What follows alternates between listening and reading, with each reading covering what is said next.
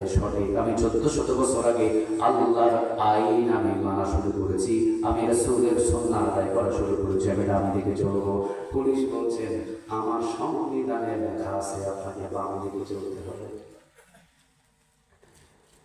আমি পুলিশের চাকরি করি, আমি বেআইনি করতে পারবো না হুজুর, আমার সংবিধানে লেখা আছে বাম দিক দিয়ে আপনাকে চলতে হবে, আপনি ডানে চলতে চাইলেই চলতে দেওয়া যাবে না। আমি বললাম না, আমি ডান দিকে চলবো। উনি বলতেছেন হুজুর আপনি তো দেখা যায় গরম। আমি বললাম হ্যাঁ, আমি আল্লাহর আইন মানবো, আমি ডান দিকে চলবো। উনি বললেন হুজুর বেশি মনে কষ্ট নিয়েন না, একটা স্লিপ লিখে দিতেছি, বেশি না 25,000 টাকার মামলা। কয় হাজার? কথা বলেন, কয় হাজার? অপরাধ, আমাকে ডান দিকে চলতে হবে, ডান দিকে চললে খুশি হবেন তিনি কে?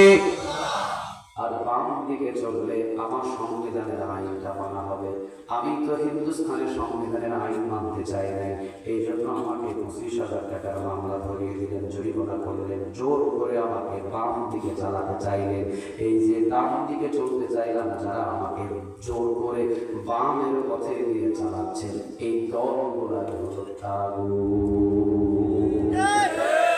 এরা কি? আরে জোরে বলেন এরা কি?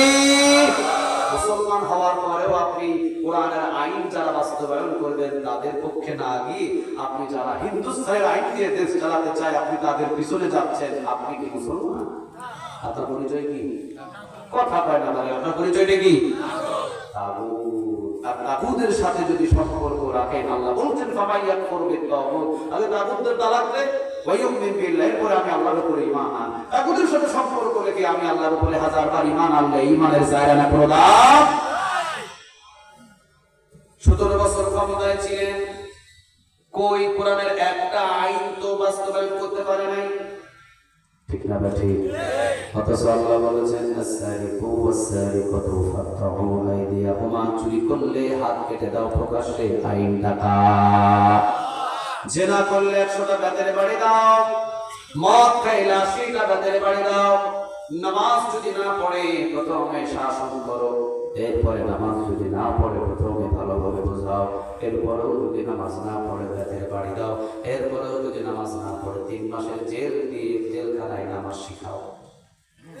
আচ্ছা, একটা কোন আইন বাস্তবায়ন করছে?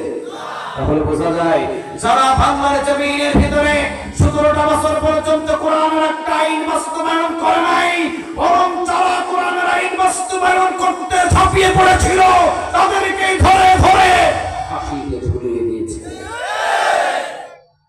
এটাই তাগুত। এরপরেও যারা ক্ষমতায় আসবে, কোরআনের আইন যদি বাস্তবায়ন না করে, সেটাও কি হবে? তাগুতের সাথে কোনো সম্পর্ক। আরো জোরে বলেন, কোন সম্পর্ক। এই দুইটা দাওয়াত দিয়ে যুগে যুগে নবী এবং রাসূলকে আল্লাহ পাঠিয়েছেন। আনিবুদুল্লাহ, শুধু আল্লাহর ইবাদত হবে জমিনে। ওয়াজতানিবুত তাগুত, তাগুতের সাথে কোনো সম্পর্ক রাখা যাবে না। তুমি বাঁচো আর মরো, এটা দেখার কোনো বিষয় না। তুমি যদি তাগুতের বিরুদ্ধে যুদ্ধ ঘোষণা করে যুদ্ধ করো, বুঝে নিবা তুমি শহীদ হয়ে যাবে। কিন্তু তাগুতের সাথে কোন ধরনের সম্পর্ক রাখা যাবে না। আল্লাহ আমাদের বুঝদার করে বলেন আমিন। আরো জোরে বলেন আমিন। তাহলে সূরাটার নাম আন-নাহল।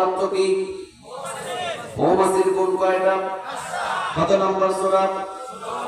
আয়াত নম্বর কত? মৌমাছির 5টা গুণ যদি কোনো মানুষের ভিতরে প্রবেশ করে, সে জাহান্নামে যাবে। কোথায় যাবে? আল্লাহ রাব্বুল আলামিন 36 নম্বর আয়াত থেকে আমাদেরকে ঘোষণা দিলেন আনিবুদুল্লাহ, আল্লাহর ইবাদত ছাড়া কারোর ইবাদত করা যাবে না। দ্বিতীয় নম্বর ওয়াজতানিবুত তাগুত, তাগুতের সাথে কোনো সম্পর্ক রাখা যাবে না। আরো জোরে বলেন, রাখা যাবে না। আল্লাহ আমাদের সবাইকে তাগুত থেকে হেফাজত করুক, বলেন আমিন। আরো জোরে বলেন আমিন। আলহামদুলিল্লাহি রাব্বিল আলামিন। আসসালামু আলাইকুম ওয়া রাহমাতুল্লাহি তাআলা ওয়া বারাকাতুহু। আলহামদুলিল্লাহ, আমরা এখন আখেরি মোনাজাত